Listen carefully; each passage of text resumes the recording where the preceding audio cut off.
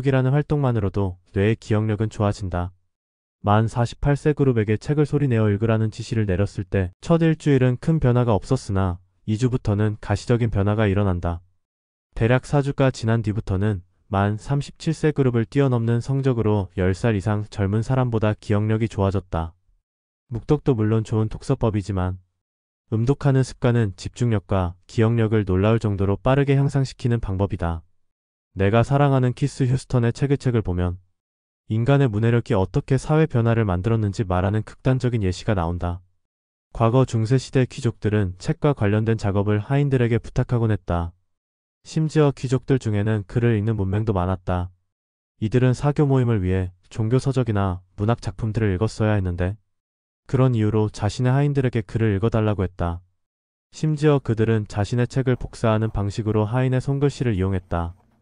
이 과정에서 일부 하인들은 문해력이 높아져서 전문직으로 이동하는 경우가 생겼는데 이들의 일부는 사회의 지식 계급이 됐다. 필사에 능숙했던 하인들은 수도원이나 성당 혹은 상업문서 작업을 위한 회사에 고용되었고 그들의 사회적 지위는 다소 높아졌다. 유럽 중세 후반으로 가면 도시와 상업활동이 많아지면서 문서 작성이나 읽기가 필요한 직업들이 늘었는데 이때 문해력을 가진 하인들은 귀족의 집을 떠나 도시에서 더 높은 임금을 받는 직업으로 이동했다. 하층 계급에서 문해력으로 지위 상승이 일어난 이후 많은 이들이 자녀를 교육하려는 움직임이 일어났고 이 시기는 르네상스 시대와 만나면서 교육의 중요성이 더욱 중요해졌다. 앞서 말한 바와 같이 일부 귀족들은 문맹이기도 했다. 이들은 문해력 있는 하인을 고용하여 문서를 작성하거나 재산을 관리하곤 했는데 이 과정에서 행정적으로 곤란한 처지에 처한 이들도 적잖았다. 하인이나 서기관의 능력에 전적으로 의존하던 문맹. 귀족들은 왜곡된 정보와 잘못된 문서에 의해 권력과 재산을 유지하는데 영향을 받았다.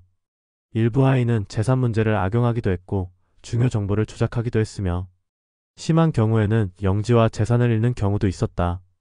글을 읽는다는 행위 자체가 신분을 올리는 일이라는 사실을 역사가 증명한 셈이다. 중세 하인들은 귀족을 위해 책을 읽거나 필사했다. 이는 유전자와 상관없는 반복적인 언어 활동이다.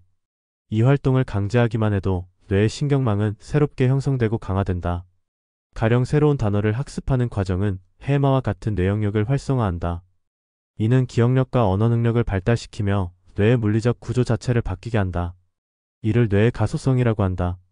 신경세포인 뉴런 간의 연결 강도가 바뀌면서 신경 연결이 생성되는 것이다. 문해력을 갖추기 시작한 하인들은 필사와 톡서와 같은 반복 학습을 통해 집중력과 어휘력이 길러지고 이것이 전문직으로 지위 상승을 하게 하는 중요한 역할을 했다. 현대 뇌과학에서도 앞서 말한 바와 같이 음독이나 필사와 같은 활동에 대한 중요성을 말한다. 이들은 집중력과 기억력을 향상시키고 뇌의 신경과 소성을 촉진한다. 물론 유튜브나 인터넷 강의 TV를 통해서도 정보를 얻을 수 있다. 그러나 그렇게 얻은 정보는 단순 투입량만 쉽고 빠르게 늘어나는데 그치지 않는다. 자동차가 분명 목적지에 빠르게 도달하도록 돕는 기계이지만 꾸준히 걸어야 하는 이유는 기초 체력이 건강해야 그 차량 이용을 건강하게 할 수 있기 때문이다. 이는 먹을 수 있는 양은 한정된 사람에게 무지막지한 음식을 쉽고 빠르게 집어넣는 행위와 같다. 결국 중요한 것은 투입되는 정보량이 아니라 그것을 소화하는 소화 능력이 중요한 것이다. 책은 다른 현대 매체에 비해 가장 느리고 지루한 정보 소화 방식이다. 이런 방식을 고집해야 하는 이유는 원래 기술에 비해 진화는 아주 느리며 근육과 같은 단백질의 변화는 톡서 행위처럼 느리고 점층적으로 일어나기 때문이다.